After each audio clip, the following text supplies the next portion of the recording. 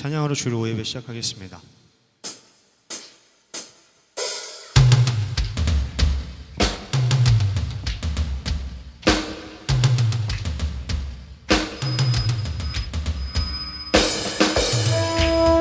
우리 함께 박수 치면서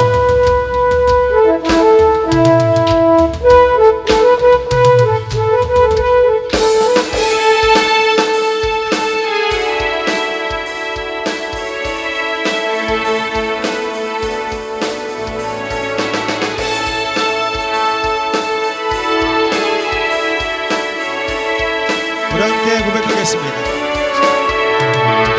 지금은 엘리야 때처럼 주 말씀이 선포되고 또 주의 종 모세의 때와 같이 언약이 성취되네. 비록 전쟁과 기근과 핍박 환난 날이 다가와도 우리는 광야에 외치는 소리 주의 길을 예비하라. 보라 주님 구름 타시고 나 밟을 때에 다시 오시네. 모두 외치세 이 은혜의 행위 시온에서 구원이. 보라 주님, 보라 주님 구름 타시고 나 밟을 때에 다시 오시네. 모두 외치세 이는 은혜의 행위 시온에서 구원이 임하네.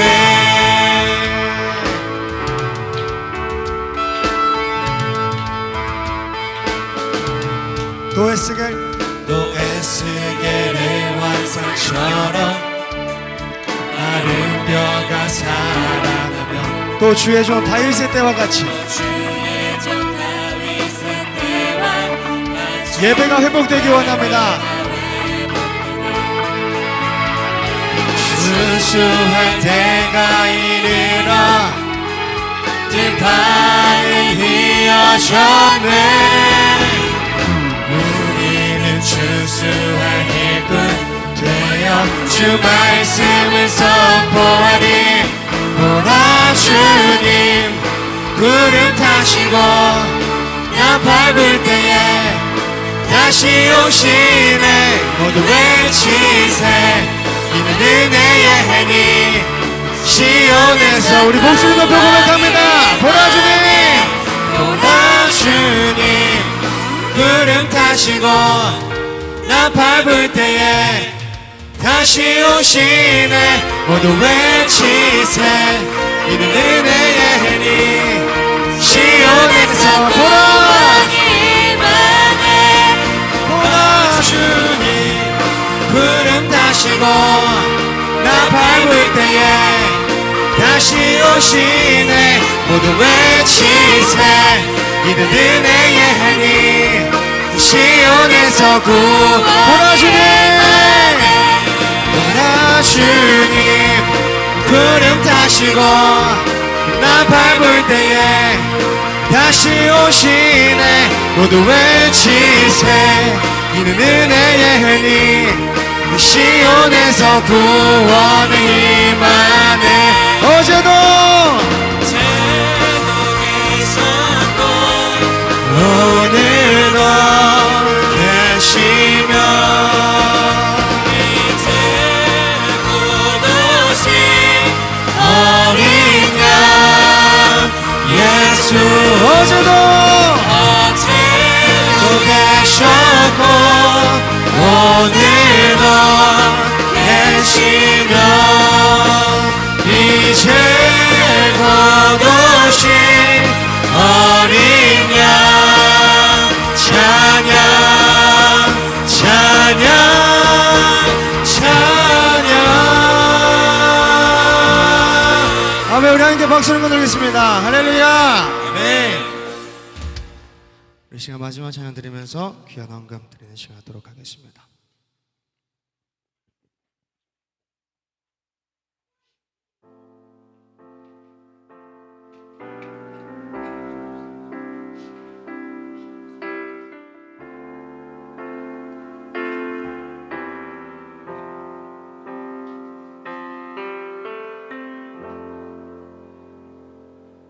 우리 주 하나님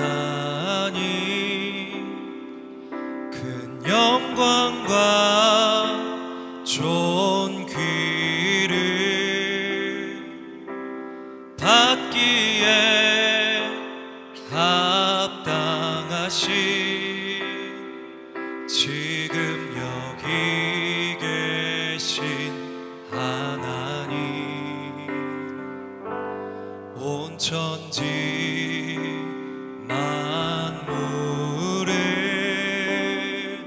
지으시고 다스리는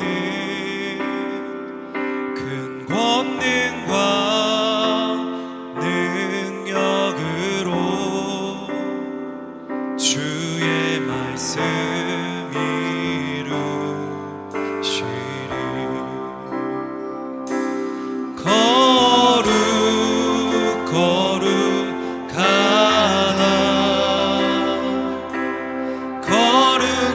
거룩하다 주 하나님, 곧 전능하신 이여 하나님 나라 임하네. 주임제 하실 때 모든 만물 경배하리. 어둠 권세 물러가네. 오셔서 다스리소서.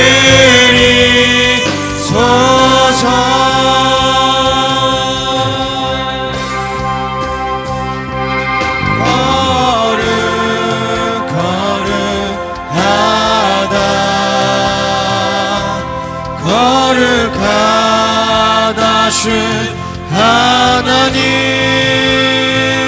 곧 전능하신 이여 하나님 나라 임하네. 거룩하다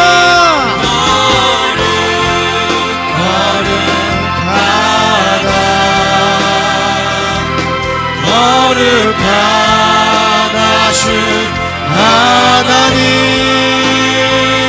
곧 전능하신 이여 하나님 나라 임하네.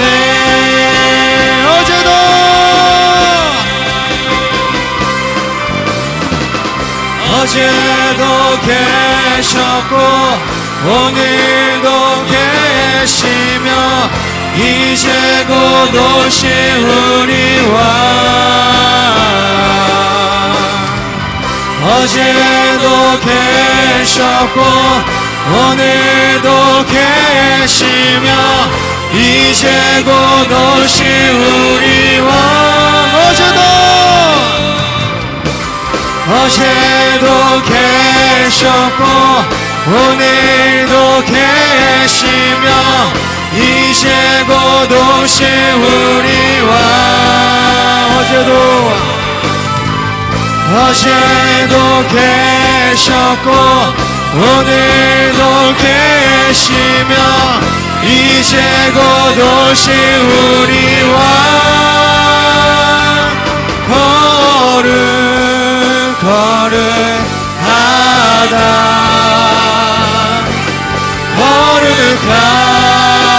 주 하나님, 곧 전능하신 이여 우리 계속해서 고백하겠습니다. 거룩하다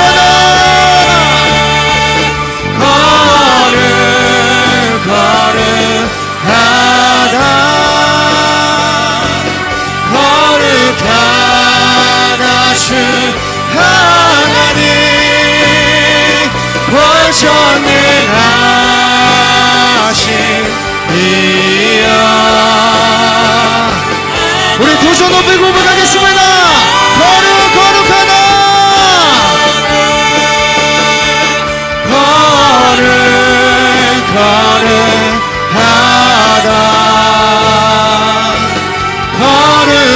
거룩하다 주 하나님 보존하신 이여 하나님 나라 여러분도 거룩하다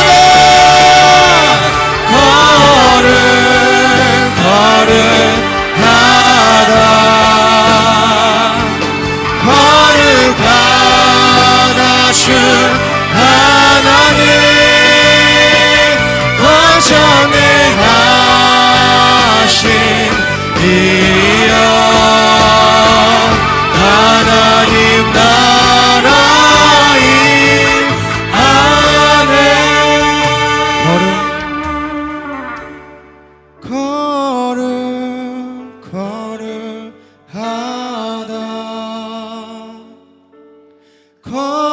거룩하다 주 하나님 고전능하신 이여 하나님 나라임 우리 한 번 더 목소리로 고백하겠습니다. 거룩하다.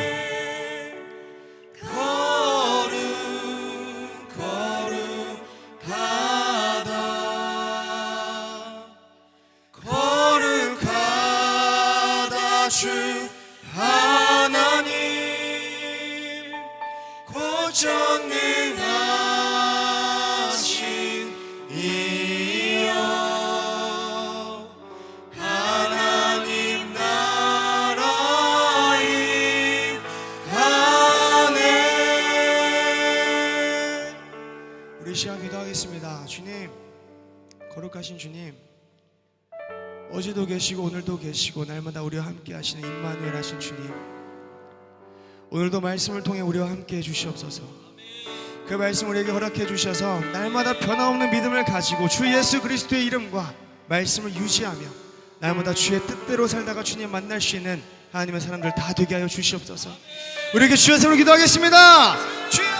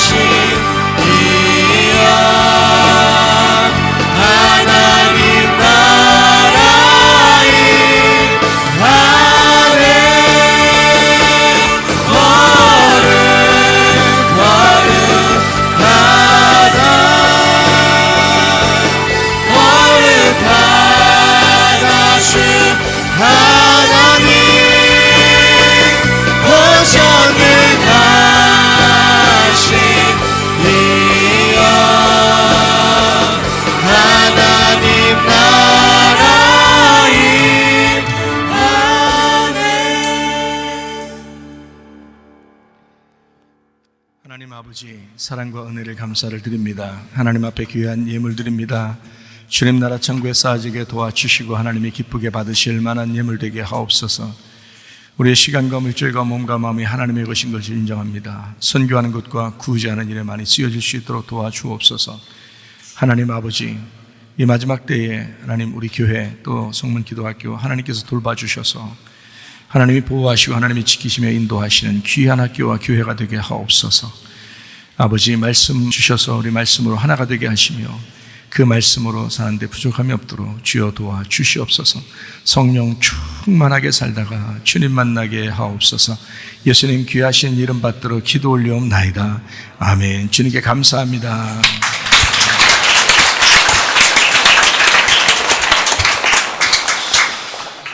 자, 이것이 복음이다. 생명의 속전, 마태복음 17장 24절 말씀입니다.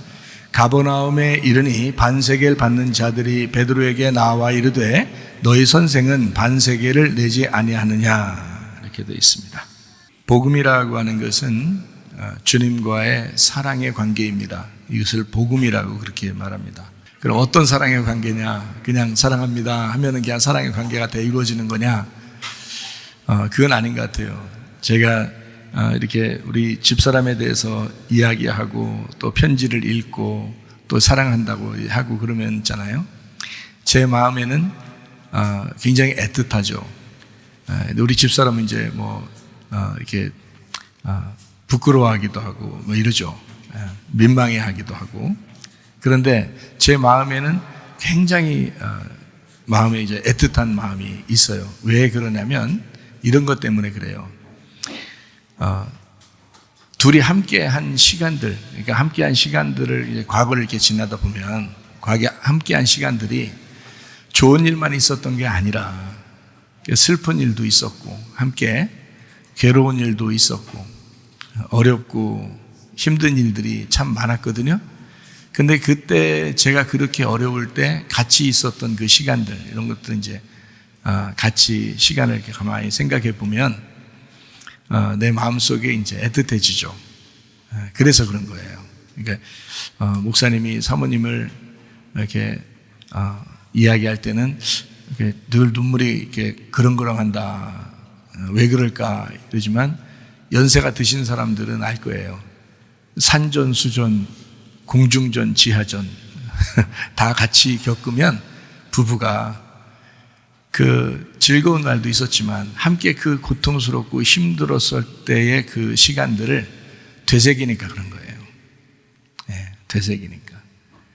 제가 좀 목사면서도 진정한 목사처럼 살지 못하고 이럴 때도 우리 집사람이 같이 있었거든요. 그러니까 저의 잘못된 점들도 너무 잘 아는 우리 집사람. 그리고 내가 회개하고 은혜 받을 때도 같이 있었거든요. 그리고 지금도 같이 있거든요. 그러니까 그 회개할 때의 그 모습, 그리고 지금까지의 그 모습, 이런 것만 이제 생각하는 게 아니고 그 전에 있었던 그 어려움들 가운데서 같이 있었으니까 거기에 대해서 이 애틋한 마음이 남다르죠. 이제 생각할 때마다 마음이 이제 이렇게 연민의 정이 있고 이렇게 여리고 이런단 말이에요. 그러다 보니까 눈물이 앞을 가리죠. 왜냐하면 다른 사람들은 이해를 못해도 우리 둘만의 어떤 그 지난 과정을 우리 둘만은 알 거 아니에요. 다른 사람은 몰라도. 그러니까 마음이 애틋해지는 거예요. 그래서 제가 그걸 이제 생각하면서 우리 예수님을 생각해 봤습니다. 예수님도 우리가 좋을 때만 예수님이 아니라 우리가 안 좋을 때도, 죄를 지을 때도, 그 고통 가운데 있을 때도, 슬프고 외로울 때도 그 주님이 당신 속에서 함께하고 있었다는 거죠. 우리 속에 같이 있다는 거죠. 그거를 다 경험하고 서로 그 모든 과정을 지난 사람들은 다른 사람은 몰라도, 그러니까 다른 사람들은 여러분 옆에 있는 사람들도 이해를 못해요. 옆에 있는 사람들도 아무리 고통스럽다고 해도 이해를 못해요. 근데 주님은 아신다고요. 당신하고 같이 지냈기 때문에, 같이 경험한 사람은 안다고요. 그거를 사랑의 관계, 사랑의 관계다. 그 사랑의 관계가 있는 사람이 복음을 깨달은 거예요. 복음이라는 것은 기쁜 소식이잖아요. 근데 헤헤 웃는 것만 기쁜 소식이 아니고 슬픔과 고통 속에서 함께 있는 그 사랑의 관계, 그거를 복음이라 그러는 거예요. 그러니까 예수님과 우리와의 관계가 바로 그런 관계라는 거죠. 그 관계가 있을 때 진짜 복음을 깨달은 것입니다. 네, 참 놀랍죠. 그래서 저는 늘 우리 집사람을 볼 때마다 복음을 깨닫습니다. 그러니까 마음이 너무 좋죠. 집사람을 볼 때마다 복음을 깨달으니까, 그 사랑의 관계를 알겠으니까, 또 주님을 이해하겠으니까, 그래서 마음이 항상 애틋하고 좋은 겁니다.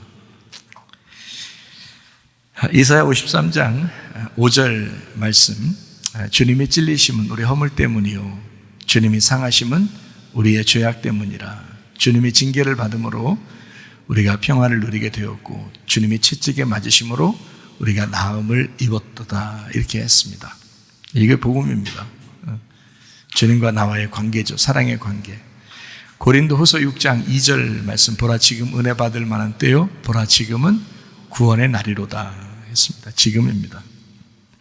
예수님은 성령으로 잉태하시고 또 6월절 어린 양 예수님이 대신 돌아가셔서 우리가 구원을 받게 되었습니다.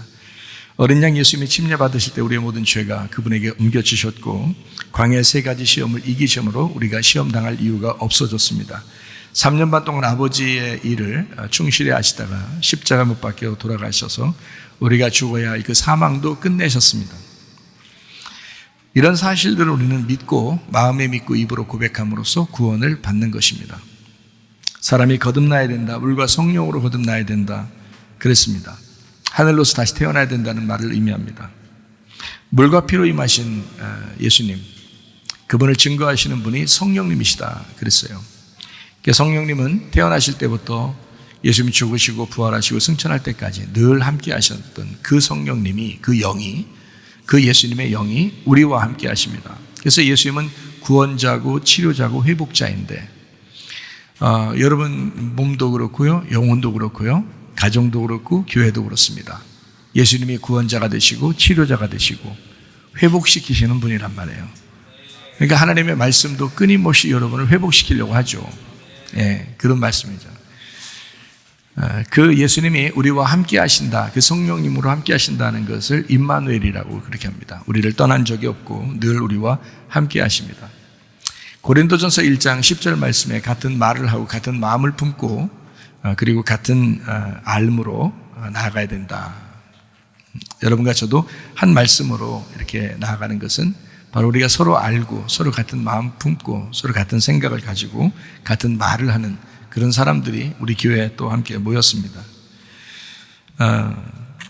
참 다행한 것은 전염병의 문제로 아주 골머리를 썩고 있는, 나라적으로도 교회적으로도 힘들게 있었던 그런 시절에도 우리 교회가 거뜬하게 아무 문제 없이 있었고 또 지금도 그렇게, 또 앞으로 어떤 말세의 징조들이 또 임할지 모르겠지만 그래도 변함없이 그 믿음 지키고 그때나 지금이나 하나도 변함없이 이렇게 그 움직임이 없이 고정된 그런 신앙생활을 한다는 것은 같은 말을 하고 또 같은 마음을 품고 그리고 같이 아는 것으로 나아갔기 때문입니다.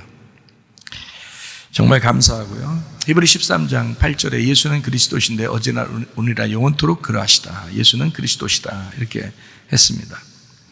사도행전 4장 12절에 다른 이름은 우리에게 구원받을 만한 이름이 없고 예수님 이름만 우리의 구원자의 이름이다. 갈라디아서 2장 20절에 우리 육체 가운데 사는 것은 내 믿음으로 사는 것이 아니라 그리스도의 믿음으로, 하나님의 아들의 믿음으로 살아가는 것이다 했습니다. 요한일서 4장 8절 하나님은 사랑이라 했고요. 요한일서 4장 16절에도 하나님은 사랑이시다. 그래서 사랑 안에 거하면 하나님 안에 거하는 거고 사랑이 없으면 하나님 안에 거하는 것이 아니다. 그래서 끊임없이 사랑하라고 얘기하는 겁니다. 마태복음 17장 24절 말씀에 반세겔이라고 하는 이야기가 나옵니다. 이 반세겔이라는 이야기도 역시 주님의 사랑을 얘기하는 겁니다. 반세겔도요. 사랑의 복음을 얘기하는 내용입니다. 이 말씀이 17장 24절의 말씀이 마태복음 17장 22절 23절 때문에 생겨났다고 그랬죠. 이것은 주님이 죽으시고 부활하신다는 것 이야기하고 난 다음에 바로 17장 24절에 반세겔에 대한 이야기를 나오는 이야기들입니다. 이게 반세겔은 생명의 속전이라고 해가지고 출애굽기 30장에 나오는 그런 이야기입니다. 인구 숫자 셀 때에 반드시 생명의 속전을 내고 인구 숫자를 세워라. 그 실패한 사람이 다윗이었죠. 이 다윗이라는 사람이 생명의 속전을 받지 않고 그리고서 인구 숫자를 셌기 때문에 전염병이 생겨나서 7만 명이 죽게 됩니다.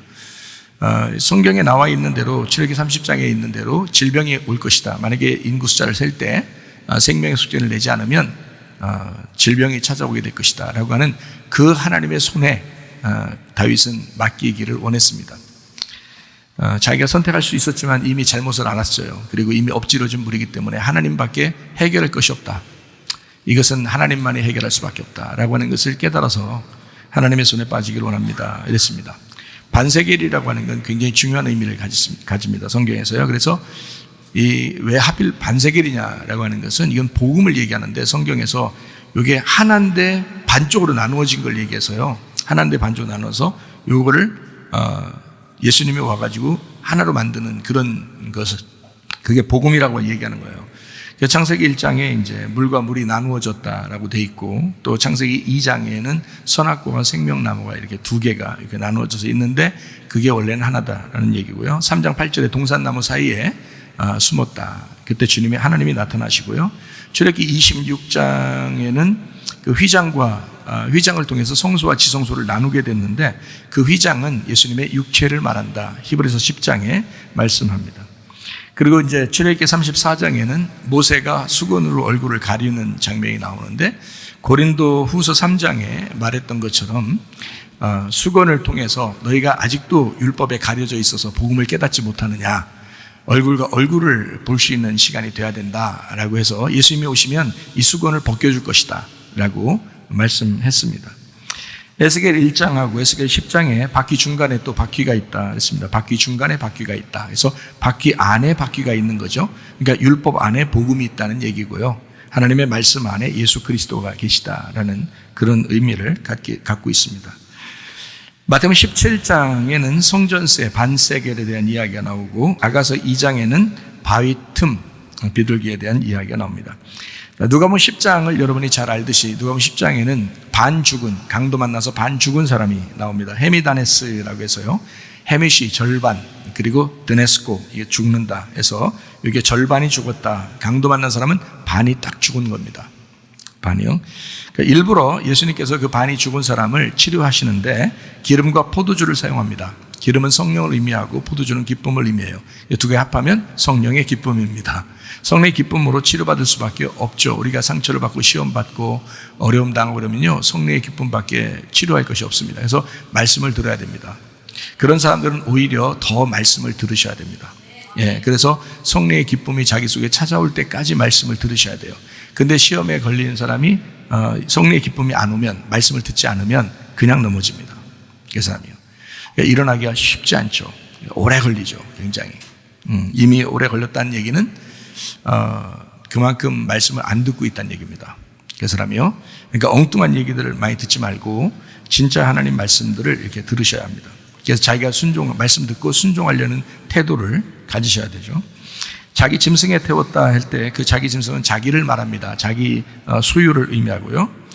여관으로 데려갔다 주님께서요. 누가복음 10장에 그 말은 강도 만난 자를 여관으로 데려갔다는 말은 그 주막으로 데려갔다. 이거는 공동 숙소를 얘기합니다. 그러니까 교회는 한 사람을 얘기하는 게 아니고 여러 사람이 함께 모인 것을 말합니다. 그걸 교회라고 그러죠.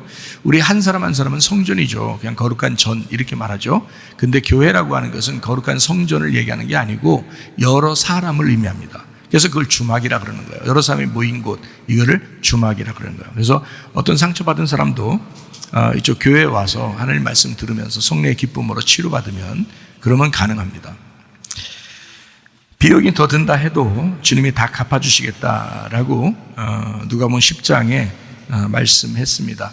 2데나리온을 주고 갔다고 그랬어요. 그리고 다시 와서 비용이 더 들면 내가 더 갚아주리라, 그런 이야기를 했습니다.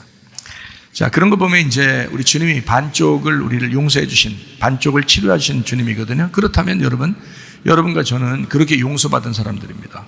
이렇게 용서받은 사람이라면 누구도 용서하지 못할 사람이 없고 이해해 주지 못할 사람도 없다 하는 얘기입니다.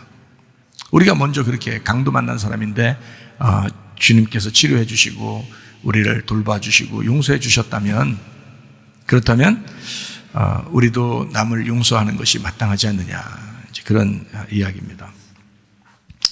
서로 이해하고 사랑하셔야 합니다.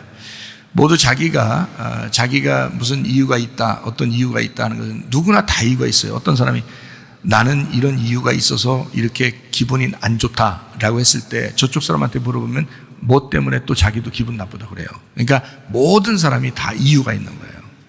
이유가. 그래서 우리는 마태복음 18장에 나와 있는 얘기처럼 1만 달란트 빚진 자로서 구원받은 사람들입니다. 그러니까 100데나리온 빚진 사람을 다른 사람을 용서할 필요가 있는 거죠. 당연한 얘기입니다. 당연한 얘기. 그래서 마태복음 18장 35절 말씀에 보면 이렇게 되어 있습니다. 너희가 각각 마음으로부터 형제를 용서하지 아니하면 나의 하늘 아버지께서도 너희에게 이와 같이 하시리라 그랬습니다. 마음으로부터 용서를 해야 된다는 거예요. 오늘도 어떤 목사님이 저에게 연락이 왔어요. 목사님, 설교하기 전인데, 교회 가기 전인데 누구를 용서하긴 용서했는데 완전히 용서되지는 않은 것 같아요. 어떻게 했으면 좋겠어요 하면서 그렇게 연락이 왔어요. 그래서 제가 아무리 급하고 시간이 없어도 그 목사님을 위해서 연락을 했습니다. 마음으로부터 용서하세요. 주님이 우리를 그렇게 용서하지 않았습니까? 마음으로부터 용서하세요. 그쪽에서 받아들이든 안 받아들이든 그렇게 용서하세요. 네. 만나서 얘기할 수 있으면 얘기하세요. 그러나 만나기를 거부한다면 마음으로라도 진심으로 용서하세요. 그렇게 이야기를 드렸더니 고맙다고 연락이 왔습니다. 그렇게 했는지 모르겠어요. 그러니까 1만 달란트라는 게 있고 100데나리온이 있습니다. 100데나리온은 좀 작은 것 같죠, 그죠? 그리고 1만 달란트 그러면 굉장히 많은 것 같잖아요. 여러분 100데나리온이 얼마 같아요? 100일 동안의 노동자 품삯이에요. 하루에 남자가 보통 못 받아도 10만 원은 받거든요. 우리나라 지금 돈으로 말하면. 그럼 10만 원이면 곱하기 100이면 얼마예요? 1000만 원입니다. 1000만 원 빚진 거를 용서해 주라는 뜻이에요. 그럼 우리는 어떻게 용서받은 사람이에요? 1만 달란트. 1만 달란트가 얼마인지 알아요? 한 달란트가 6천 데나리온이에요. 한 달란트가 6천 데나리온이에요. 그러니까 한 달란트가 6,000일 동안 일해야지 나오는 게 한 달란트예요. 그러니까 어떤 사람은 마태복음 25장에 나오는 뭐 5달란트, 2달란트, 한 달란트 받은 사람은 적게 받아가지고 숨겨놓은 것 같죠? 여러분 생각할 때는 안 그래요. 그 한 달란트가 6억입니다. 우리나라 돈으로 지금 6억. 지금 6억. 그러니까 6천 데나리온이 6,000일 동안 일하는 건데 하루에 10만 원씩 계산하면 얼마예요?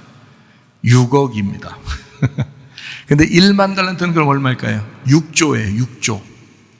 인간이 해결할 수 없는 돈이에요.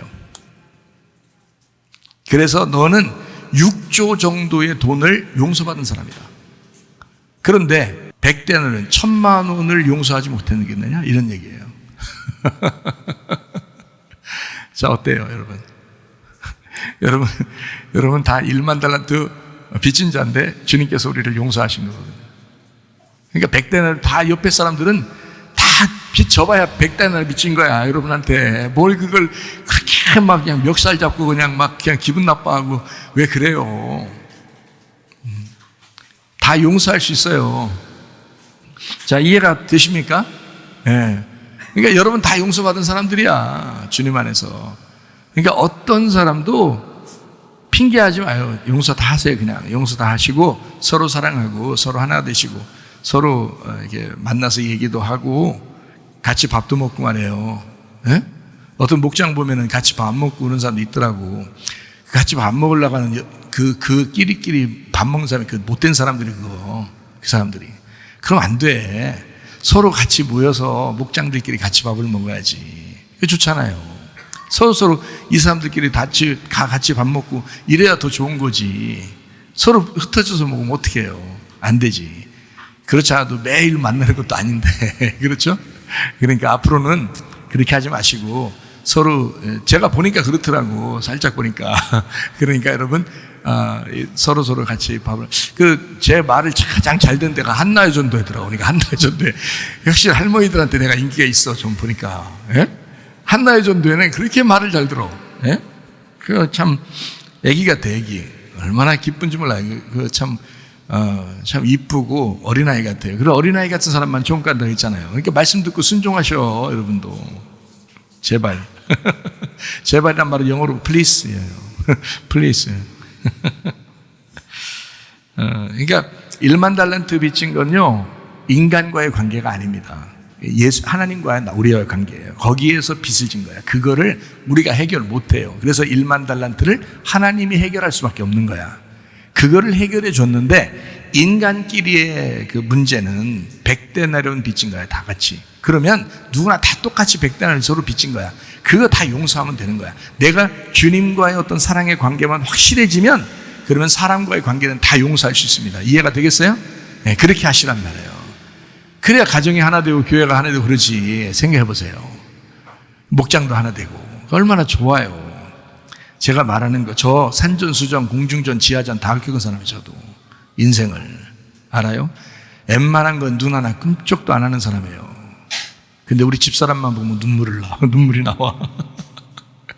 그 사랑의 관계 때문에 그래요. 주님과 나와의 관계를 알겠으니까 그런 거예요. 여러분도 그렇잖아요? 여러분도 주님의 사랑을 알면 서로 하나 될 수 있습니다. 마태복음 17장 27절 말씀이요. 우리가 그들이 실족하지 않게 하기 위해서 네가 바다에 가서 낚시를 던져 먼저 오르는 고기를 가져 입을 열면 돈 1세겔을 얻을 것이니 가져다가 나와 너를 위하여 주라. 이렇게 했습니다. 그러니까 예수님도 반세겔 냈다는 얘기죠. 반세겔 낼 필요가 있어요, 없어요? 예수님이. 거기 17장을 쭉 읽어보면 예수님은 반세겔 낼 필요가 없다고 나와 있어요. 왜 그런지 알아요? 예수님이 반세겔인데. 예수님 자신이 반세겔이야. 우리가 예수님을 드려야 되는데 예수님이 자기를 뭘 드려?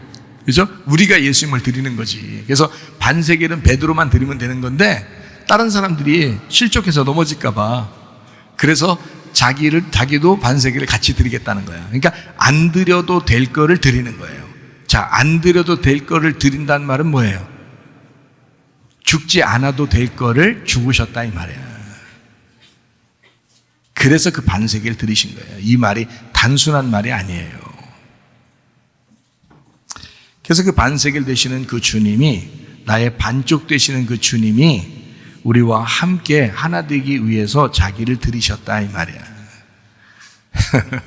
그래서 같이 나와 예수님이 원래 같은 건데 그 둘이 하나가 반쪽이 돼서 나누어졌었는데 하나가 되었다. 이렇게 된 거예요. 한 세겔이 되었다. 그 말입니다. 자, 제가 이제 오늘 마태복음 17장을 요약하면서 17장 성경을 한번 여러분 쭉 펴놓으세요. 17장을. 성경책을 보고 17장을 딱 펴놓으면 처음부터 끝에까지를 쭉 어떤 내용인지 딱 설명을 해드릴게요. 그렇게 하고 마칠게요. 17장 2절을 보겠습니다. 2절 뭐라고 하냐면 그들 앞에서 변형되사 그 얼굴이 해같이 빛나며 옷이 빛과 같이 희어졌더라 이랬습니다. 자, 거기 변화산 놀라운 광경이 제자들에게 펼쳐졌습니다. 제자들이 보니까 변화산 놀라운 황홀한 광경이 거기에 막 나타난 거예요. 이거 뭐 초월적인 광경이에요. 생각해 보세요. 거기 가장 위대한 왕 모세도 나타났습니다. 그리고 자기들이 막 엄청나게 열광하는 그 선지자 엘리야도 나타났습니다. 그러니까 그 왕의 대표는 모세고요. 선지자의 대표는 엘리야인데 그 둘이 대표자가 막 나타났어요. 예수님과 함께 같이 있는 겁니다. 그러니까 얼마나 황홀했겠어요. 사람들이 자기들이 성경에서만 말씀에서만 보던 그 인물들이 직접 나타난 거잖아요.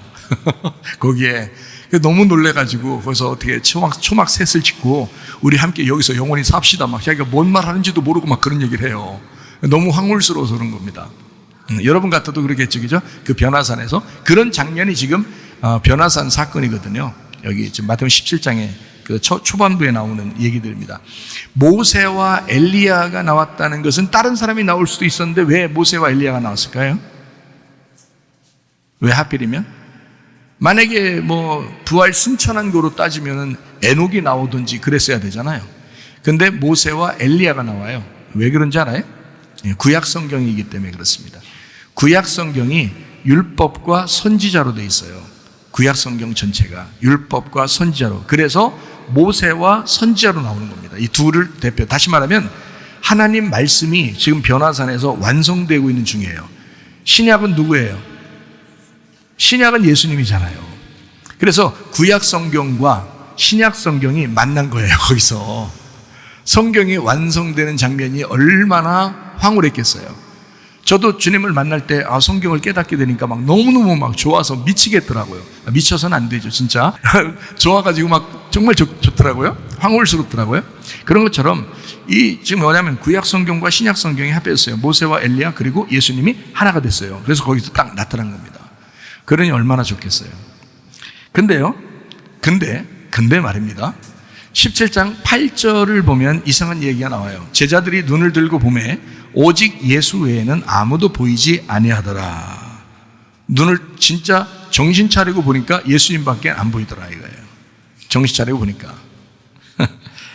자, 이 말이 더 경이로워야 되죠. 이 말이 더 황홀해야 되죠. 구약 성경과 신약 성경이 만났는데 예수님만 보이더라. 이게 더 경이로워야죠. 사실은. 그렇죠? 그 말씀을 여기서 지금 하고 싶었던 겁니다. 17장 5절 말씀입니다. 말할 때에 호련히 빛난 구름이 그들을 덮으며 구름 속에서 소리가 나서 이르되 이는 내 사랑하는 아들이요 내 기뻐하는 자니 너희는 그의 말을 들으라 하시는지라 이랬습니다. 황홀한 광경이 막 펼쳐졌을 때 그것도 잠시 이제 하나님께서 자기 아들에 대한 이야기를 합니다. 내 사랑하는 아들이요 그 안에서 내가 기뻐하노라. 너희는 그의 말을 들어라. 자, 거기서 모세의 말을 들어라 아니면 엘리야의 말을 들어라 이런 거 아닙니다. 너희는 내 사랑하는 아들의 말을 들어라 이렇게 얘기를 합니다. 그렇죠? 참 놀라운 장면입니다. 마태복음 17장의 내용이요. 자, 그렇게 하고 난 다음에요 17장 20절입니다. 이르시되 너희 믿음이 작은 까닭이다. 진실로 너희에게 이르노니 만일 너희에게 믿음이 겨자씨 한 알만큼만 있어도 이 산을 명하여 여기서 저기로 옮겨지라 하면 옮겨질 것이요 또 너희가 못할 것이 없으리라 이랬습니다. 주님은 우리에게 거대한 믿음을 요구하는 게 아닙니다. 자, 뭘 요구해요? 겨자씨 한 알만한 아주 작은 믿음만 있으면 된다. 그럼 여러분 시험 들었다는 얘기는 뭐예요? 그것도 없다. 그 작은 것도 없다. 그 말이야. 시험 들면 안 돼. 겨자씨 한 알만한 믿음만 있으면 족하다. 믿음의 크기가 중요한 게 아니라 생명력이 있느냐 하는 것입니다. 살아있느냐. 너 속에 들어가는 그 믿음이 살아있는 거냐 이거예요. 작은 거라도 좋다. 작은 씨라도 좋다. 근데 살아있는 씨냐. 네 속에 들어간 그 말씀이, 너가 들은 말씀이, 그 설교를 들었던 그 설교가 네 속에 살아있느냐 이 말이에요. 오히려 밭이 길가밭이고 돌짝밭이고 가시밭이라 그 씨를 못 자라나가게 한 건 아닌가? 그 씨를 죽인 것은 아닌가? 그렇게 좀 암울하지만 그게 좀 안 좋은 말이지만 생각해 봐셔야 되죠. 그죠? 작은 겨자씨 할 만한 믿음이라도요 그것만 있으면 살아난다는 것입니다. 생명력 있으면 된다는 거예요. 크고 작은 게 씨가 크다 씨가 작다 뭐 말씀을 많이 들었다 적게 들었다 그게 중요한 게 아니라 네 속에 생명으로 살아있느냐 이거예요. 네가 들은 그 말씀이 속에서 살아있느냐 이거예요. 살아있는 믿음이 가짜 신앙을 들통나게 합니다. 제가 여러분에게 말씀을 증거할 때 여러분 속에 진짜인가 가짜인가 자꾸 가짜가 막 드러나죠? 왜요? 살아있는 말씀. 살아있는 말씀은 여러분의 가짜 신앙을 들통내게 합니다. 돌덩이처럼 굳어진 그 형식을 무너뜨립니다. 믿음이 없으면 사단의 장난에 놀아나기 쉽습니다. 마태복음 17장 15절 말씀 한번 볼까요? 주여 내 아들을 불쌍히 여기소서. 그가 간질로 심히 고생하여 자주 불에도 넘어지며 물에도 넘어지는지라. 불에도 물에도 넘어지는 아들을 보는 아버지의 심정은 어땠을까? 그 아버지가 아들 때문에 예수님한테 고백하거든요. 아버지가 아들 때문에 지금 얘기하는 거예요. 자기가 아픈 것보다 아버지들은 아시죠? 아들 생각하면, 자식들을 보면, 엄마들도 마찬가지죠. 자식들을 보면 더 마음이 아픈 거 아시죠? 본인이 아픈 것보다 자식이 아프면 더 마음이 아프거든요. 그 아버지의 심정, 이런 아들을 보는 아버지의 심정은 어땠을까? 주님은 근데 이런 걸 얘기하다가 여기서 뭘 얘기하냐면 믿음에 대해서 언급합니다. 잘 생각해 보세요. 여기에 이 내용을 쭉 지금 내용을 여러분에게 설명하고 마치려고 하는데 내용을 가만히 보세요. 거기에 다른 얘기를 하지 않습니다. 예수님이 믿음에 대한 이야기를 합니다. 믿음이 있으면 되는 거를 믿음이 없어서 안 됐다 이렇게 얘기합니다. 자, 마태복음 17장 20절 말씀입니다. 이르시되 너희 믿음이 작은 까닭이니라. 진실로 너에게 이르노니 만일 너에게 믿음이 겨자씨 한 알만큼만 있어도 이 산을 명하여 여기서 저기로 옮겨지라 하면 옮겨질 것이요 또 너희가 못할 것이 없으리라. 믿음 없어서 안 됐다 하는 얘기입니다. 믿음 없어서. 자, 마태복음 17장 15절에 한번 보겠습니다. 주여 내 아들을 불쌍히 여기소서. 그가 간질로 심히 고생하여 자주 불에도 넘어지며 물에도 넘어지느니라. 자, 이 사건은 주님을 주님 되게 만드는 역사였습니다. 이게요. 마태복음 17장 전체가 그렇습니다. 믿음에 대한 설명을 하거든요. 믿음을 제대로 가르쳐 주려고 마태복음 17장이 있는 겁니다. 그러니까 전체가 다 믿음에 대한 이야기예요. 마태복음 17장이. 자, 그렇게 보면 이제 좀 이해가 되겠죠? 제가 이야기하는 내용을 여러분 좀 더 이해가 되겠죠? 자, 잘 생각해 봐요. 불에도 넘어지고 물에도 넘어진다. 자, 요거를 어떻게 의미하는 얘기일까 이게? 자, 선악과 정신입니다. 선악과 정신. 우리를 넘어뜨리게 하는 건 다 뭐예요? 선악과였죠. 우리가 창세기 3장부터 계속 선악과 때문에 넘어진 거잖아요. 그죠? 여러분이 예수님만 제대로 붙들으면, 시험을 이기신 예수님 붙들으면요, 그러면 넘어지지 않죠. 그런데 넘어지는 이유는 바로 뭐냐면 선악과 때문에 그렇습니다. 선악과 정신 때문에 그렇습니다. 다시 말하면 마귀 역사입니다. 마귀 역사. 그럼 틀림없이 어떻게 해요? 자주 넘어뜨리죠. 마귀니까. 마귀는 자꾸 넘어뜨리는 자거든요. 선악과를 먹게 한 것도 넘어지게 하려고 한 것이고요. 시험 받게 하는 건 다 넘어지게 하는 것입니다, 여러분.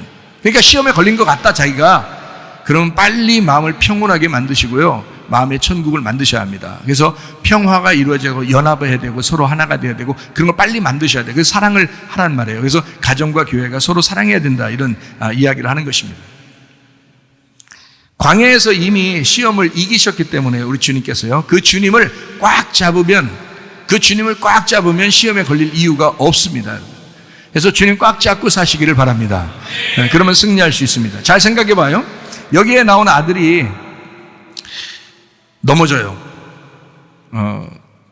여기 아버지가 아들을 데려왔어요. 자, 아버지의 믿음이 클까요? 아들의 믿음이 클까요? 불에도 넘어지고 물에도 넘어지는 아들을 데려왔어요. 아버지가. 아버지의 심정은 굉장히 괴롭겠죠. 그 아버지의 고통 속에서 예수님은 아버지에게 뭘 물어봤어요? 믿음이 없는 세대들이다, 이렇게 말합니다. 그러면 지금 아들이 믿음이 없다는 얘기예요? 아버지가 믿음이 없다는 얘기예요? 아버지가 믿음이 없다는 얘기죠. 잘 생각해 봐요. 자, 이제 우리 한번 생각하면서 성경을 한번 읽어봐요. 그냥 아무 생각 없이 그냥 무턱대고 성경 읽지 말고 성경을 이제 이해하면서 한번 읽어보면 좋아요. 자, 여기에 나온 아들이 더 성숙한 믿음을 가진 겁니다. 자, 제가 이제 이유를 설명해 드릴게요. 선악과를 먹기 전에, 창세기 3장에 선악과를 먹기 전에 인간은 옷을 입고 있었어요? 옷을 벗고 있었어요? 벗고 있었죠. 여러분, 우리 교회에서 어린아이가 태어나서 얼마 안 되면 애기들이 어떻게 해요? 옷 벗고 다니고 막 이러죠. 그 애기들이 그러죠. 여러분, 어른이나 할머니, 할아버지들 이렇게 하는 거 봤어요? 우리 교회에서? 안 그러죠? 네, 어린 아이들은 옷을 벗고 있어요. 다시 말하면 에덴 동산에 하나님이 처음 인간을 창조했을 때는 옷을 벗고 있었어요. 뭘 얘기하는 거예요? 어린 아이였던 것을 얘기하는 것입니다. 그러면 이 어린 아이를 하나님은 자라나게 해야 되겠죠. 뭘 먹여가지고 자라나게 해야 되겠죠. 그러면 나무가 2개인데 뭘 먼저 먹였으면 좋겠어요? 생명나무 먹였다가 나중에 선악과 먹고서 멸망시키도록 하겠어요? 아니면 여러분 가서 뭐 어떻겠어요? 선악과 먹을 때 가만히 뒀다가 나중에 생명나무 먹여서 구원하면 되겠죠? 생명나무가 있으니까. 그러니까 당연히 하나님이 생명나무 먹이면 사는 거예요, 그냥. 그러니까 괜찮아, 선악과 먹어도. 그래서 먹는 거 가만 두는 거예요, 그냥. 왜냐면 생명나무 먹이는 게 되니까. 자, 그러면 선악과를 딱 먹고 난 다음에 바로 어떻게 했어요, 이 사람들이? 옷 계속 벗고 다녔어요. 뭘 입으려고 했어요, 자꾸. 입으려고 했어요. 자, 컸단 얘기예요, 애기란 얘기예요? 컸단 얘기야. 지금 선악과 정신을 가지고 있었던 물에도 넘어지고 물에도 넘어지는 이 아들은 지금 거기까지 왔단 얘기야. 거기까지 왔단 얘기야. 이해가 돼요? 무슨 말인가? 지금 그러니까 여기도 넘어지고 저기도 넘어지는 거야, 지금. 선악과 먹어가지고. 이 아들이요. 자, 그래서 선악과 먹고 쓰러진 이 아이가 누굴 만나면 소생해요?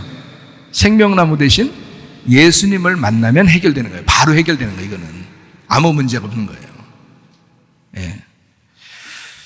자, 그래서 창세기 3장에 먼저는 뭘 먹는다고요? 선악과를 먹는 것이다. 그리고 요한계시록 21장, 22장에는 생명나무 열매를 먹게 한다. 그러니까 창세기부터 요한계시록까지를 이 아이가 지금 경험하게 만드는 거죠. 그러니까 먼저는 선악과로 넘어지는 것이요, 주님을 만나서는 생명나무 열매를 먹고 소생하게 되는 것입니다. 이것을 아들이 지금 요 아들이 경험하고 있는데 아버지는 믿음이 없으니까 이걸 왜 이렇게 되는지를 모르는 거예요. 지금 그 사실을 누구만 아는 거예요? 예수님만 아는 거예요. 마귀가 시작해서 넘어뜨리는 건데 요거를 예수님 만나면 바로 소생하거든요. 이거를 아버지가 믿었으면 아무 걱정 없었죠. 그래서 믿음이 없으니까, 또 제자들이 믿음이 없으니까 제자들이 안 되는 거예요. 이 문제가 해결이 안 되는 거예요. 예수님이 해결할 수밖에 없거든요. 그래서 예수님이 니네가 왜 이렇게 믿음이 없느냐 이러는 거예요. 믿음이 없느냐. 자, 왜 그런 믿음에 대한 이야기를 했는지 아시겠어요? 네, 믿음이라는 예수님이 오시면 모든 게 해결되는 거야 라는 것을 말씀하시는 겁니다. 제자들과 주변의 사람들도 다 믿음이 없었습니다. 주님 한 분이면 된다는 것을, 그거를 깨닫지를 못했다. 믿음이 없어서 그렇다. 배 타고 가다가 물이 막 차고 또 막 바람이 불고 막 이러면 사람들이 막 어이구 무서워 어떡하냐 막 이럴 때 예수님이 주무셔도 예수님만 있으면 되는 거거든요.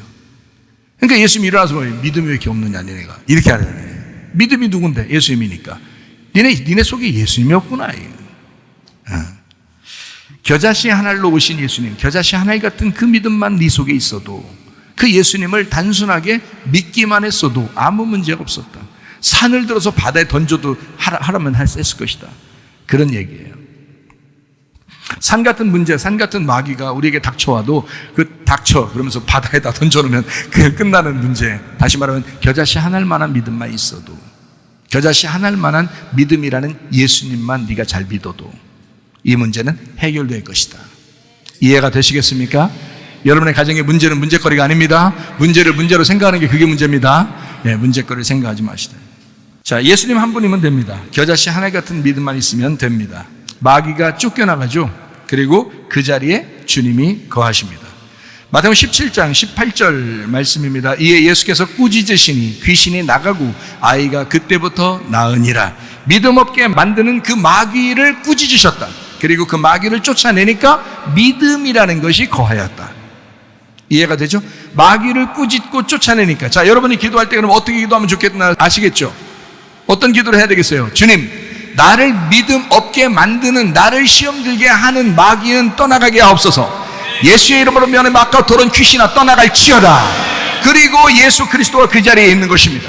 그 겨자씨 한 알만한 믿음만 있어도 너는 해결될 것이다 라는 얘기죠.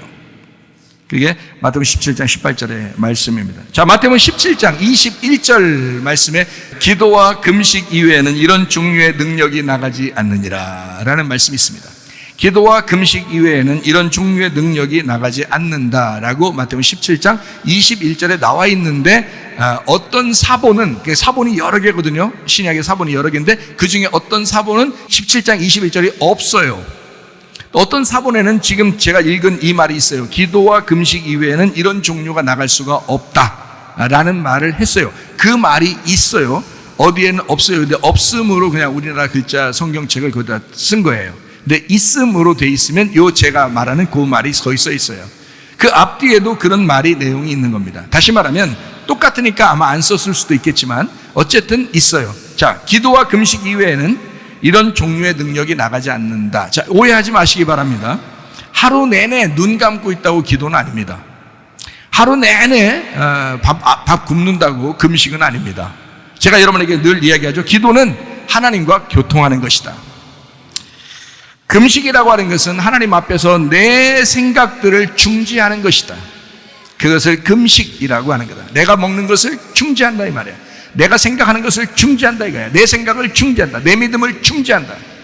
그리스도의 믿음으로 살려고 한다. 그리스도의 생각을 하면 그리스도의 지식으로 살려고 한다. 이것을 금식이라고 하는 겁니다. 그러면 안식하게 되죠. 그래서 안식한다라는 것이 금식이다. 그게 기도다. 그래서 기도와 금식, 다시 말하면 주님 안에서 진정한 안식이 오면, 자, 안식일 날에도 아무도 일 안 하잖아요. 안식일 날 일하는 게 예수님만 일하시거든요. 예수님만. 아무도 일할 수 없어요. 안식일 날 그래서 예수님만 병 고치고 예수님만 사람들 눈도 띄워주고 예수님만 일하시거든요. 예수님이 일하시는 날, 그 안식이 우리 안에 오시면 기도와 금식이 내 안식이라고요. 무슨 말인지 알겠죠? 기도와 금식이 우리 안에 있는 안식이라고. 그 안식만 우리 속에 오면 문제는 다 해결된다. 이런 얘기입니다. 기도와 금식 이외에는 이런 능력이 나갈 수가 없다. 자, 주님 한 분만으로 만족하고 주님을 깊이 생각하는 것, 이것이 기도와 금식입니다. 그래서 시편에 복 있는 사람은 시편 1편 2절에 이렇게 나와 있습니다. 뭐라고 되어 있냐면요, 오직 여호와의 율법을 즐거워하여 그의 율법을 주야로 묵상한다, 이렇게 되어 있습니다. 그 묵상이라는 말이 어떤 말이냐면 주야로 말씀을 중얼거린다라는 말입니다. 주야로 말씀을 중얼거린다라는 말이고요, 이것을 깊이 사색하고 묵상한다라는 말입니다. 그게 여기 묵상입니다. 주야로. 여러분은 어때요? 주일날 예배 드리고 집에 가서 아침 저녁으로 하나님의 말씀을 중얼거리고 사색하고 생각하고 이렇게 깊이 묵상하는 그런 거 합니까? 안 합니까? 하시죠. 예, 그렇게 대답하면 됩니다. 예, 하십니다, 여러분은. 그렇게 하실 거예요. 그리고 또 앞으로도 그렇게 하시며 사실 것입니다. 어쨌든 하나님의 말씀을 주야로 늘 묵상하고 중얼거리고 사색하고 생각하는 그런 사람들이 되면 그게 기도와 금식의 행동을 하는 사람이고, 그 사람은 묵상이라고 하는 것입니다. 이 시편에서는 그걸 묵상이라고 말하는 겁니다. 믿음으로 사는 길, 돈하고 비례되지는 않습니다. 마태복음 17장 24절 말씀이에요. 가버나움의 이름에 반세계를 받는 자들이 베드로에게 나와 이르되 너의 선생은 반세계를 내지 아니하느냐 이랬습니다. 예수님과 베드로는 반세계를 낼 돈도 없었습니다. 예수님은요, 베드로도요. 그래도 아무렇지도 않게 당당하게 살았습니다. 엉뚱한 곳에서 끌어올린 그 고기 입속에서 한 세계를 끄집어낸 겁니다. 예, 그러니까 상당히 그 예수님 멋지죠. 아주 뭐 돈 하나 없어도 당당하게 사시다가 누가 달라 그러니까 그래? 그러면 물고기 한 마리 잡아와. 그래서 물고기 한 마리 잡아서 입 벌리니까 거기 한 세겔이 딱 있는 거예요. 한 세겔이. 그러니까 베드로 보고 어떻게 야 돈을 잘라라. 그래서 그렇게 반세겔 줘라 이렇게 하지 않고 너와 나를 위하여, 너와 나를 함께해서 반세겔 해서 난 안 내도 되지만 나하고 너하고 이렇게 합해서 이렇게 하고서 이제 같이 한 세겔을 줘서 그 사람들 시험 들지 않게 한번 해봐라, 이렇게 이야기를 했습니다. 참 놀라운 장면이죠. 제가 가만히 저도 생각해 보니까 하나님의 역사가요, 때로는 진짜 전혀 예상하지 못한 곳에서 일어납니다. 하나님의 역사라는 게 진짜 사람이 한 게 아닌데 하나님의 역사가 전혀 예상하지 못한 때에 일어나는 경우가 있습니다. 저 여러 번 경험했습니다. 제가 여기서 성공해 보려고 미국에 공부하러 갈 때 저희 어머님이 모든 있는 돈 없는 돈 다 털어가지고 저를 성공시키겠다고 미국으로 유학을 보냈는데 얼마 있다 다 떨어졌어요. 돈이 없어. 또 집에다 어떻게 부탁하기도 그렇고 막 이렇게 또 집에서 부탁해도 그 보내는 게 좀밖에 못 보내는 그 정도 개척교회 시절이니까 힘들었죠. 그래서 하나님 앞에 기도했습니다. 밤마다 가서 기도했습니다. 하나님 도와주세요, 살려주세요. 그래 기도했는데 하나님이 이제 그때 뭐라고 그랬다고요? $1,000가 필요합니다. $1,000. $1,000. 이것만 있으면 내가 밥도 사 먹을 수 있고 책도 살 수 있고 학비도 나머지 낼 수 있고 이런데 학비 모자랐어요. 책값도 없어요. 밥 먹는 것도 안 돼요. 어떻게 하나님 기도했단 말이에요. 밤마다 가서. 오늘 갑자기 너에게 밝은 빛이 있을 것이다. 그 다음에 한 하루 이틀인가 지나서 갑자기 은행에서 전화 왔대. $1,000 찾아가세요. 참, $1,000 찾아가세요. 사인만 하고 찾아가라는 거예요. 누가 보냈어요? 제가 물어보니까 몰라요. 사인만 하고 찾아가세요. 그래서 가서 사인을 딱 하니까 $1,000 딱 주는 거예요. 수표를. 예? $1,000 가지고 이제 딱 바꿔가지고 이제 제가 딱 썼단 말이에요. 한 달 정도 있으니까 그냥 싹 없어지더라고요. 다 쓴. 왜냐면 책값 냈죠. 학비 나머지 냈죠. 밥 먹는 거 냈죠. 그러니까 다 없어졌어요. 하나님한테 또 기도합니다. 하나님, 면목 없지만 제가 $1,000 다 썼습니다. 하나님 어떻게 하면 좋아요? 근데 하나님이 한 달 다 없어지는데 다 없어졌을까? 뭐 $1, $2 좀 남았을까? 하여튼 다 없어지는데 갑자기 $2,000가 딱 $2,000 찾아가세요. 은행에서 연락이 왔어요. 누가 보냈어요? 몰라요. $2,000 가져가세요. 사인 $2,000 가져가세요. 그 다음에 이제 또 막 실컷 쓰죠. 이제 그거 가지고 이제 $1,000만 가지고도 썼는데 $2,000는 얼마나 실컷 썼어요. 와, 실컷 비행기 타고 여기서 저쪽 가려면 한 비행기 타고 가야 되거든요. 땅이 크니까 미국에 이쪽에서 저쪽 가려면 그래서 이쪽에서 비행기 타고 가가지고 거기서 이쪽 대학 가가지고 거기서 공부하고 그리고서 이쪽에 다시 비행기 타고 오고 이렇게 할 정도로 돈이 생겼단 말이에요. 그래서 $2,000가 이제 거의 막바지 됐나? 근데 하나님이 또 은행에서 또 전화, $1,000를 또 가져가세요. 사인하고. 누가 보냈어요? 몰라요. 딱 사인하고 이제 그래서 도합 $4,000 받았어요. 한국에 오는 비행기 표값까지 딱 떨어졌더라고요. 사장을 딱 마지막까지 먹이시고 입히시고 공부하게 하고 그리고 비행기 표값까지 정확하게 하나님이 맞춰주시더라고요. 참 놀랍더라고요. 그 어떤 사람이 편지가 왔는데 내 얼굴하고 주소하고 전화번호하고 은행 계좌번호하고 이름하고 딱 그 편지에다가 그거를 자기가 꿈에서 얼굴 나오고 그다음에 이름 나오고 주소 나오고 그다음에 은행 계좌번호 나오고 전화번호 나오고 딱 그게 안 없어지는 거예요. 꿈에 나타났는데 한 사람이 그게 안 없어져서 자기는 이걸 보낼 수밖에 없다. 하나님이 시켜서. 저는 그때 $1,000가 없어가지고 막 울면서 기도할 때거든요. 그러니까 전혀 엉뚱한 것에서도 하나님이 역사하시는. 그러니까 하나님의 역사가 참 놀랍죠. 바닷가에서 물고기에서 한 세겔이 올라올 거라고 누가 생각하겠어요? 주님은 그렇게 예상치 못한 곳에서 공급되는 그런 놀라운 일을 주님도 역사하신 그 하나님의 살아계신 역사하심이 저에게도 있었단 말이에요. 그걸 여러 번 공급받았습니다. 그래서 제가 우리 하나님을 믿습니다. 그래서 하나님의 역사가 바로 그런 것이다 라고 하는 것을 저는 믿고 누구에게든지 하나님은 살아계시다. 그러니까 기도해봐라. 하나님 살아계시니까 반드시 이루실 것이다 라고 말씀을 하게 된 것입니다.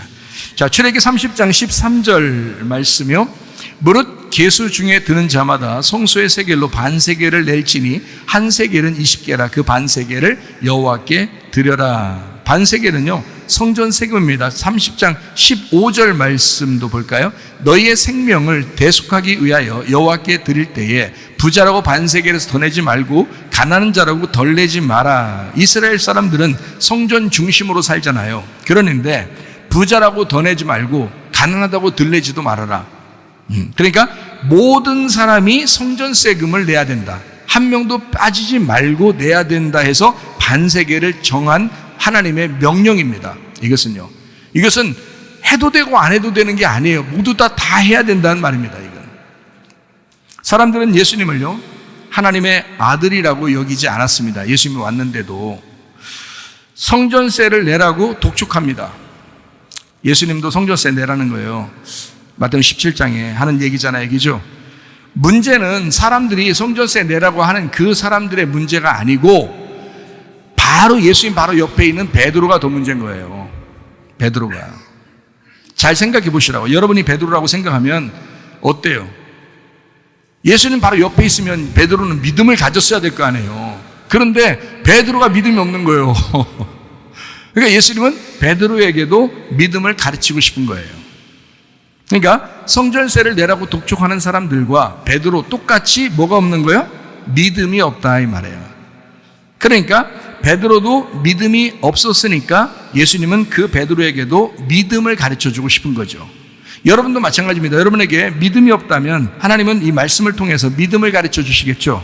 믿음을 가르쳐 주시는 거예요. 그러니까 당당하게 하나님의 아들이라고 베드로가 얘기했어야 되는데 하나님의 아들이니까 성전세를 낼 필요가 없지라고 얘기했어야 되는데 베드로가 뭐라 그래요? 야, 낸다. 우리 예수님이 우리 스승이 낼 거야. 당연히 내야지. 야, 성전세 니네 스승은 안 내냐? 아, 내야지. 당연히 내지. 베드로가 이랬단 말이에요. 베드로 예수님이 옆에 있다가 얼마나 속상했겠어요. 성전세를 왜 받는 건데? 잘 생각해 보셔요. 성전세 왜 받아요? 이거 하나님의 집이라고 해서 하나님의 집에 대한 세금이거든요. 그러면 성전이 누구 거예요? 하나님의 아들 예수님이요. 이 땅에 지금 하나님이 이 땅에 아들로 놓으신 건데, 아니 아버지 집에 아들이 세금 내고 살아요? 생각을 해보세요. 아버지 집이 아들의 집이야. 그게 성전이 예수님이라고 예수님도 얘기하잖아요. 자기가 요한복음 2장에 이 성전은 곧 나다 이렇게 말하잖아요. 자기를 가리켜 말하는 거예요. 성전은 예수님이에요. 근데 자기가 자기 집에 세금을 내냐고. 주인인데 무슨 말인지 아시겠어요? 그래서 주님의 제자 베드로라고 하는 사람이 얼마나 큰 실수를 했느냐, 이게 나타난 거죠. 마태복음 17장의 25절 말씀이에요. 이르되 내신다 하고 집에 들어가니 예수께서 먼저 이르시되, 예수님이 이제 퍽퍽한 거죠. 마음이 퍽퍽해서 물어본 걸 먼저 말한 거예요. 시몬아, 네 생각은 어떠냐? 세상 임금들이 누구에게 관세와 국세를 받느냐? 자, 아들한테 받냐? 다른 사람한테 받냐? 아들이 왕자인데, 자, 왕자가 세금 내냐? 다른 사람들이 내는 거냐? 지금 국세를. 그 임금이 곧 국가인데, 무슨 말인지 알겠어요? 이스라엘이 곧 하나님이 자기 건데, 이스라엘이. 근데 자기가 주인이고 왕이고 임금인데, 세금 자기가 내냐, 이 말이야. 내도 이상한 거지. 내도 이상한 거잖아요. 원래는 안 내야 되는데 내면 그것도 이상한 거란 말이에요. 그러니까 그거를 베드로가 이해를 못한 거지. 그러니까 예수님이 말하는 거잖아요. 예수님이 먼저 얘기하잖아요. 얼마나 답답했으면 예수님이 먼저 얘기했겠어요. 자, 답답함이 묻어납니까? 지금 마태복음 17장 25절에 답답함이 좀 묻어나요? 예수님의 그 답답함.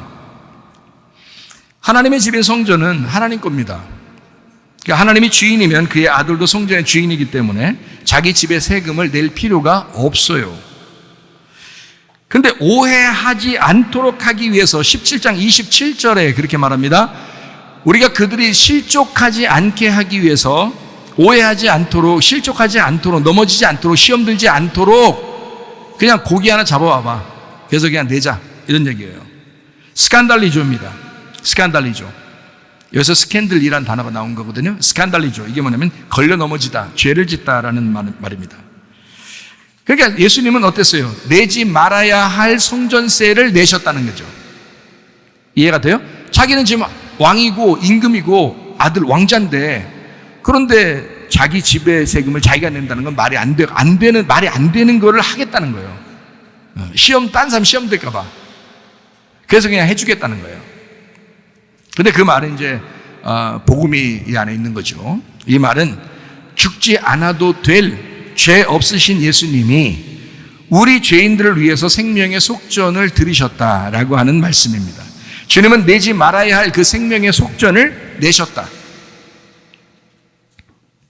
그래서 누가복음 10장에 여러분 그 반세겔에 대한 이야기를 우리가 정확하게 깨달으려면 누가복음 10장 이야기를, 그래서 예수님은 정확하게 반쪽이라는 반세겔을 이해하고 있기 때문에 누가복음 10장에 선한 사마리아인 얘기를 한 거예요. 강도 만난 자 얘기를 거기서.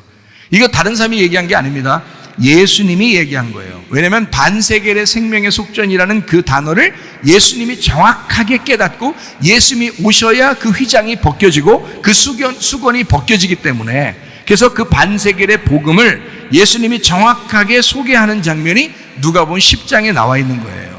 반 죽은 자, 절반 죽은 자, 헤미다네스, 절반이 죽은 자, 이 사람에게 기름과 포도주, 성령의 기쁨을 부어주시고 크테노스라고 하는 자기 짐승, 자기에게 태워서, 그리고 여관, 주막, 판도케이온이라고 하는 교회에 그 사람을 두어서 2데나리온을 주고 내가 2데나리온이 다 마칠 때까지 내가 다시 오겠다. 그래서 더 갚아줄 것이다 라고 누가복음 10장에 말씀하고 있는 얘기거든요. 자, 그러니까 이제 우리가 이 반세겔은 반쪽 죽었다라고 하는 것은 예수님은 지금 우리를 뭐로 생각한 거예요? 강도 만난 나를, 강도 만나서 반 죽은 나를 뭘로 생각한 거예요? 자기라고 생각한 거죠 말이죠. 이 반쪽은 어떤 반쪽을, 헤미다네스라는 이 반쪽은 뭐에서 나오는 거라고요? 예, 온통, 전체, 모든 이란 뜻이에요. 거기에서 나온 단어예요. 그러니까 하나인 모든 전체였는데 여기서 반이라고 나온 거죠. 반. 그러니까 나라고 하는 거는 나도 누구에게 속해 있는 거예요. 나도 누구와 같이 있는 거예요. 그러니까 예수님하고 같은 분이란 말이에요. 예수님하고 나하고 둘이 같은데 나를 뭐라고 생각하면 나를 자기의 반쪽이라고 얘기하는 거예요. 여러분, 부부가 둘이 뭐라고 그래요? 나의 반쪽, 이런 얘기 해봤어요? 안 해봤어요? 남서스러워서 안 해봤죠? 남서스러워서. 그 얘기 한 번도 못하고 또 부부가 사는 사람도 얼마나 많은지 몰라. 오늘 집에 가거들랑 얘기하셔, 사시는 분들은. 네? 나의 반쪽. 그래서 눈물이 그렁그렁 하면서 쳐다보셔 봐봐. 네? 그게 나라고요. 나. 그게 나라고. 그러니까 나의 반쪽, 이게 나라고요. 나. 우리 둘이 하나인데 이걸 반으로 나눠서 당신을 날 보게 만든 거야, 이렇게 한 거예요. 그게 상대방인 거예요. 그게 부부라는 거야. 그러니까 저는 이 성경에서 제 아내를 이렇게 보게 될 때마다 왜 눈물이 구렁구렁 하지 않겠어요? 아니까. 말씀을 아니까. 예수님이 나를 그렇게 보고 있다는 걸 난 아니까. 내가 내 아내를 그렇게 보이니까 그런단 말이에요. 그러니까 이 부부만큼 가장 잘 이 말을 이해시켜주는 게 없어요. 부부만큼. 이 부부가 하나인데 이게 반이라고 해서 상대편을 보게 만드는 거거든요. 그게 반세겔이에요. 그 생명의 속전입니다. 남편은 아내의 생명이에요. 아내는 남편의 생명입니다, 여러분. 이해가 되시겠어요? 예수님은 나를 볼 때 생명으로 봐요. 자기 생명이라는 거야. 나는 예수님 볼 때 뭐라고 봐요? 예수님은 나의 생명입니다, 이렇게 봐요. 같은 거래요. 그러니까 예수님도 나를 생명으로 보는 거고 나도 예수님을 생명으로 보는 거예요. 근데 둘이 나누어져 있는 거, 이렇게. 그래서 이걸 반이라고 하는 거예요. 둘이 같은데, 같은 생명인데 내가 없이 예수님 못 살고 예수님 없이 내가 못 살아요. 여러분, 못 살아. 아주 못 살아. 여러분, 이게 부부 관계라고 하는 거예요. 이게 주님과 나와의 관계를 얘기하는 거예요. 한 명이 없으면 못 사는 거예요. 이게 한 명이, 반쪽이 없으면, 나의 반쪽이 없으면 나는 반 죽은 거야. 못 사는 거야. 그래서 예수님은, 이 선한 사마리아인이라는 예수님은 여기 강도 만난 자를 치료할 수밖에 없는 거예요. 그걸 구원할 수밖에 없는 거야. 나를 예수님이 구원할 수밖에 없는 거예요. 왜냐하면 자기니까. 우리가 다 자기에게서 나온 거잖아요. 그 예수님 자기야. 그 자기에게서 나온 거, 우리가. 예수님도 우리를 자기야 그러는 거고 우리도 예수님을 자기야 그러는 거예요. 그래서 주님에게서 내가 나왔기 때문에 나를 찾는 건 당연한 거라고요. 그러니까 선한 사마리아인이 와서 강도 만난 자 그 반을 고쳐주는 건 당연한 거라고요. 이건. 그건 자기니까. 그래서 그 강도 만난 자가 바로 예수님 자신이라고 말하는 거예요. 제가 여러분에게 설명한 게 바로 그런 뜻에서 그런 거예요. 그게 반세겔의 비밀입니다. 반세겔. 반쪽. 나의 반쪽. 나의 반쪽을 살리는 예수님. 그래서 예수님이 나를 반쪽으로 여겨서 살려줘. 자기의 반쪽. 너는 나의 사랑이야. 너는 나의 반쪽이야. 너 없이 나 못 살아. 남편과 아내가 그런 고백을 해보세요. 얼마나 아름다울까. 사랑의 고백이죠. 주님이 나한테 그렇게 고백하. 나도 주님을 그렇게 고백하는 거야. 나 주님 없으면 못 살아요. 주님은 나의 반쪽이에요. 내 생명이에요. 놀랍습니다. 놀랍습니다. 자, 마태복음 17장은요. 자, 정리합니다. 마태복음 17장은 온통 믿음에 관한 내용입니다. 마태복음 17장은요. 온통 믿음에 관한 내용. 마태복음 17장 5절 보겠습니다. 말할 때에 호련히 빛난 구름이 그들을 덮으며 구름 속에 소리가 나서 이르되 이는 내 사랑하는 아들이요 내 기뻐하는 자니 너희는 그의 말을 들어라 라고 했습니다. 8절입니다. 제자들이 눈을 들고 보매 오직 예수 외에는 아무도 보이지 아니하더라. 제자들의 그 엉뚱한 믿음을 간파하시고 예수님 말씀에 집중하라. 이런 믿음을 선포하신 이야기입니다. 두 번째로 마태복음 17장 20절 봅니다. 이르시되 너희 믿음이 작은 까닭이다. 진실로 너에게 이르노니 만일 너희에게 믿음이 겨자씨 한 알만큼만 있어도 이 산을 명하여 여기서 저기로 옮겨지라 하면 옮겨질 것이요 또 너희가 못할 것이 없으리라. 그리고 이제 기도와 금식 외에는 이런 능력이 나갈 수 없다 이렇게 이야기했죠. 마귀 들린 아기를 통해서 그 아버지와 제자들의 믿음을 간파하셨어요. 예수님은요. 제자들과 그 아버지의 믿음을 간파하시고 기도와 금식을 통한 겨자씨 한 알만한 그 믿음에 집중하라고 말씀하시는 겁니다. 마태복음 17장 27절 말씀이요. 그러나 우리가 그들이 실족하지 않기 위하여 네가 바다에 가서 낚시를 던져 먼저 오르는 고기를 가져 입을 열면 돈 한 3개를 얻을 것이니 가져다가 나와 너를 위하여 주라 하시니라. 성전 세금을 내라고 하는 사람들 그리고 그 베드로의 믿음을 간파하시고 믿음 없음을 아시고 자기가 반세겔 생명의 속전으로 왔다는 그 진리에 집중하라고 말씀하시는 겁니다. 그 반세겔 되시는 그 주님, 나의 반쪽 되시는 그 주님이 우리와 함께 하나 되기를 소망합니다. 기도하겠습니다. 우리 하나님 아버지 사랑과 은혜를 감사합니다. 우리를 깊이 사랑하시며 우리와 늘 함께 하시는 주님, 우리도 주님을 사랑합니다. 그 주님과 우리가 동행하다가 주님 만나게 하옵소서. 예수님 귀하신 이름 받들어 기도 올리옵나이다. 아멘. 주님 감사합니다. 우리 하나님 아버지 함께 하시고 사랑해 주시니 감사합니다.